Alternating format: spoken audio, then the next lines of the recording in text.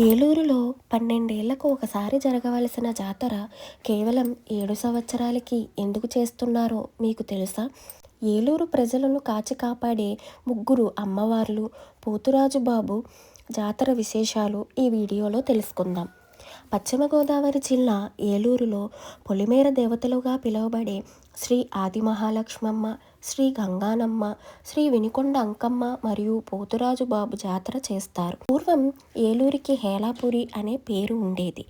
రాజుల కాలంలో కలరా, ప్లేగు, వరదల వల్ల కరువు సంభవించిందంట.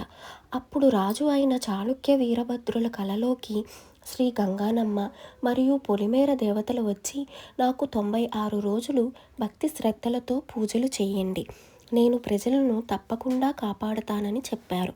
కలలో చెప్పినట్టుగానే అమ్మ వ్యాధులను తగ్గించింది. ఆ సంవత్సరం మొదలుకుని ప్రతి 12 సంవత్సరాలకి ఒకసారి అంగరంగ వైభవంగా అమ్మవార్లను, పోతురాజు బాబును నగర సంచారం చేయించి తాటాకు మేడల్లో ఉంచి పూజలు చేస్తారు.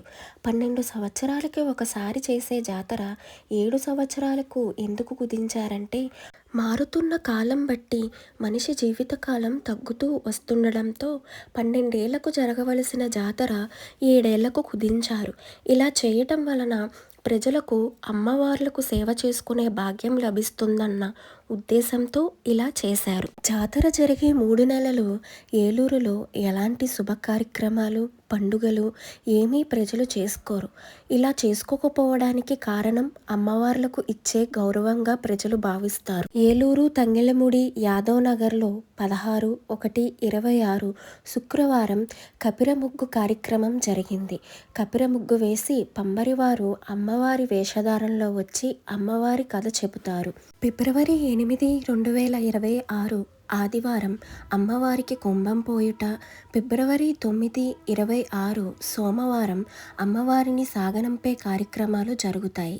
ఇలాంటి జాతర విశేషాల కోసం రుచి ఎన్ రూట్స్ని సబ్స్క్రైబ్ చేయండి. జై గంగానమ్మ, జై జై గంగానమ్మ.